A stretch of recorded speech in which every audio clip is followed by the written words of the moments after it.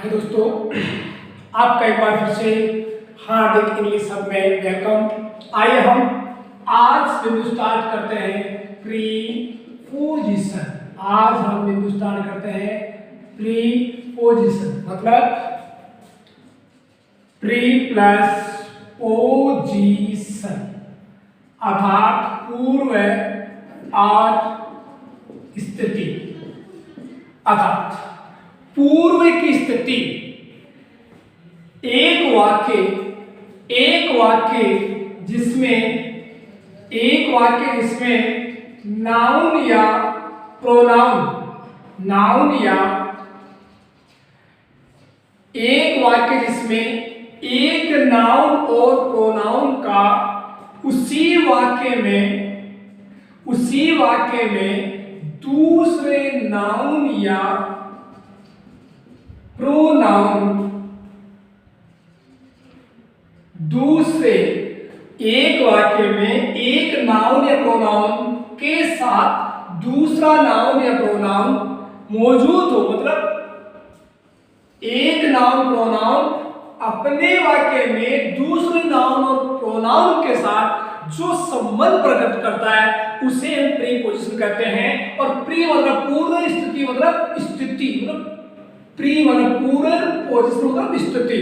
अर्थात जो किसी नाउन या प्रोनाउन से पहले की पोजीशन में होता है उसे हम प्रीपोजिशन नाम दे सकते हैं। जो किसी नाउन या प्रोनाउन से पहले जुड़कर उसी वाक्य में दूसरे के साथ संबंध प्रकट करता हो। जैसे एक वाक्य में लिखता हूं जिससे आपके समझ में अच्छी प्रकार से आएगा। जैसे he is in the kitchen. He is in the kitchen. He क्या है? प्रोनाउन। और किचन क्या है? नाउन। अर्थात एक ही वाक्य में एक नाउन या प्रोनाउन का उसी वाक्य में दूसरे नाउन या प्रोनाउन के बीच जो संबंध होगा वही प्रीपोजिशन कहलाता है। अर्थात वह रसोई घर में है।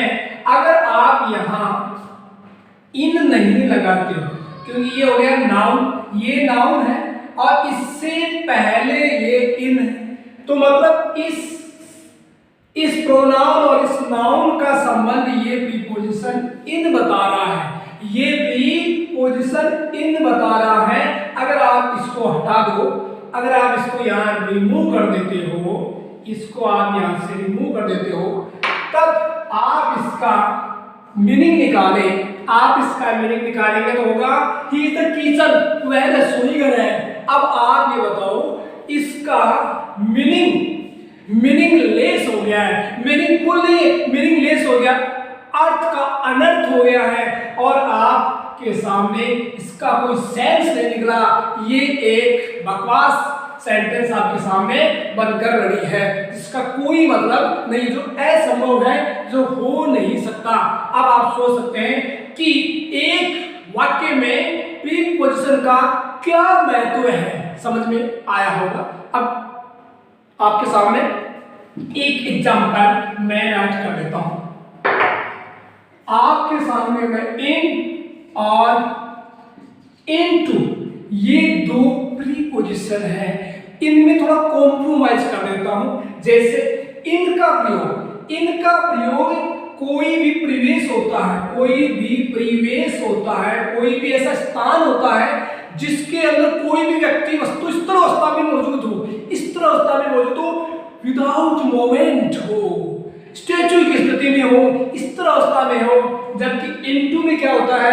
कोई भी व्यक्ति या वस्तु दूसरी जगह चले जाते हो ना, गतिशीलता होकर, मूवमेंट कर। इसमें मूवमेंट नहीं होता है, इसमें मूवमेंट होता है और स्थान परिवर्तन हो जाता है इसमें। जबकि इसमें इस तरह अवस्था होती है, इसमें जबकि गतिशीलता होती है। और कोई भी बाहर से अंदर की तरफ जब कोई वस्तु व्यक्ति होता है गति करके, तो उसमें हम इनटू का प्रयोग करते हैं। जबकि कोई व्यक्ति स्तरावस्था में किसी भी ऐसा स्थान जो चारों ओर से ढका हुआ हो, चाहे वो व्यक्ति हो चाहे वो वस्तु हो, जिसके अंदर हो मौजूद हो, तो वहां हम इन का प्रयोग करते हैं। ये कॉम्प्रोमाइज समझ में आया होगा। चलते हैं नेक्स्ट कॉम्प्रोमाइज। नेक्स्ट कॉम्प्रोमाइज आपका क्या हो सकता है, देखिएगा। इन उन स्थितियों में इन प्रीपोजिशन उन स्थितियों में भी यूज होता है जहां पर आपका जैसे in the morning, in the evening, in the afternoon, ठीक है, in afternoon, in the afternoon.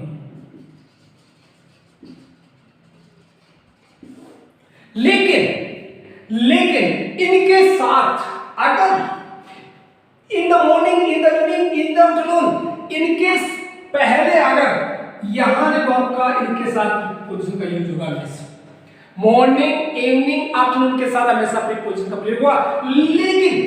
लेकिन अगर इनके साथ में सप्ताहों के नाम हो, वीक्स नेम हो, तब आपका ऑन संडे मॉर्निंग हो जाएगा। मतलब यहां सप्ताहों के नाम अगर इनसे पहले आ जाता है तो प्रीपोजिशन ऑन अपना स्थान यहां पर ले लेता है। उस स्थिति में हम इन प्रीपोजिशन का प्रयोग नहीं कर सकते, चाहे यहां अपना मॉर्निंग, इवनिंग और आफ्टरनून ही क्यों ना हो। अब देखते हैं, आपको लगा हुआ है कि यदि हम मॉर्निंग, इवनिंग, आफ्टरनून के साथ में इनका प्रयोग कर सकते हैं, तो फिर नाइट, डे, डस्क, डॉन के साथ हम इनका प्रयोग क्यों नहीं कर सकते? बिल्कुल नहीं हो सकता। आपका अगर नाइट है, आपका अगर डॉन है, आपका अगर डस्क है, आपका अगर डे ब्रेक है, तो इन सभी के साथ में आपका एट प्रीपोजिशन लेगा। यहां ये सभी आपके एट प्रीपोजिशन अपने पूर्व में लेंगे, ध्यान रखें। मॉर्निंग, इवनिंग, आफ्टरनून के साथ इन प्रीपोजिशन होता है, जबकि night, dawn, dusk, day, break इनके साथ आपका एट प्रीपोजिशन का प्रयोग किया जाता है। चलते नेक्स्ट में। एक है फ्यूचर में कोई भी काम होने वाला हो और उसका समय, मतलब कोई भी काम जो समय है उसकी अवधि, फ्यूचर में समय की अवधि के लिए कि उसके भीतर काम हो जाएगा, फ्यूचर में, तो उसके लिए इन प्रीपोजिशन का प्रयोग होता है। जबकि यदि वह काम उस समय तक, मतलब निश्चित समय तक, तब बाई प्रीपोजिशन का प्रयोग किया जाएगा। अगर हम फ्यूचर में किसी समय के भीतर कोई काम होगा तो उसके लिए इन प्रीपोजिशन का प्रयोग होगा, जिसमें समय की अवधि हमें प्रकट होगी। और यदि हम फ्यूचर में कोई भी काम ऐसा होता है जो उस स्थिति में अगर हम बाई का यूज कर लेते हैं, तो उस स्थिति में फ्यूचर में वह काम एक निश्चित समय में होगा, निश्चित समय तक होगा, इसमें होता है अवधि के रूप में होगा। जैसे एग्जांपल लिख देता हूं अवधि के रूप में, you will your work in a hour. आप अपना काम 1 घंटे में करोगे, 1 घंटे में करोगे। अवधि है, 1 घंटे की अवधि है, इसके बीच में आपको अपना काम करना है। अवधि है ना कि निश्चित है, समझ में आ रहा है। अब हम चलते हैं, इनका प्रयोग किस स्थिति में हो सकता है? महीना, ऋतु, ईयर। एक तो है महीना, एक है ऋतुएं, एक है वर्ष। महीना, ऋतु, वर्ष, इनके साथ में हम इन प्रीपोजिशन का प्रयोग कर सकते हैं, जैसे इन, इन जुलाई, इन विंटर, इन विंटर ऋतु होगी आपकी, ठीक है। इन 1990, इन 1990। तो कोई भी महीनों के नाम से पहले, कोई भी ऋतु से पहले और कोई भी ईयर से पहले हम इन प्रीपोजिशन का प्रयोग करते हैं। अब एक यूज हम इसका और ले सकते हैं, इनका एक यूज ले सकते हैं कि कोई भी स्थिति, दशा, घटना जो वर्तमान में मौजूद है, जैसे he is in red shirt, वह लाल शर्ट में है, वह इज इन रेड शर्ट, वह लाल शर्ट में या कमीज में है।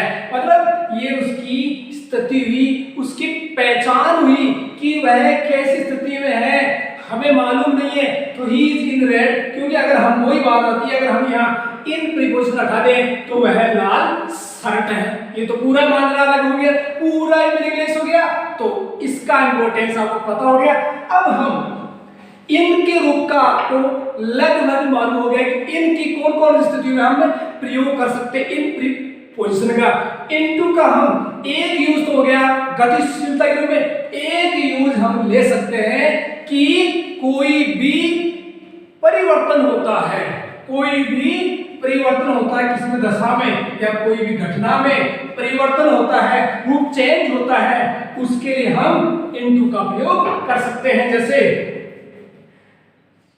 ट्रांसलेट, जैसे translate these sentences into English, इन वाक्यों को अंग्रेजी में बदलिए, चेंज करिए, बदलिए, चेंज करिए।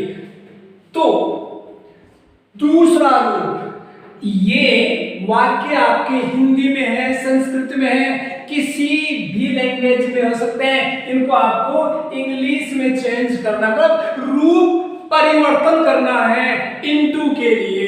तो मैं उम्मीद करता हूं आपको प्रीपोजिशन क्या होती है और प्रीपोजिशन इन और इनटू में जो डिफरेंस है, जो कॉम्प्रोमाइज है, आपको समझ में आया होगा। उम्मीद करता हूं आपको जरूर समझ में आएगा और आप इस हार्दिक इंग्लिश को एक क्रांति के रूप में ज्यादा से ज्यादा शेयर करें, लाइक करें, सब्सक्राइब करें। आपका सहयोग होगा तो ये चैनल एक दिन क्रांति जरूर लाएगा इंग्लिश के अंदर। धन्यवाद।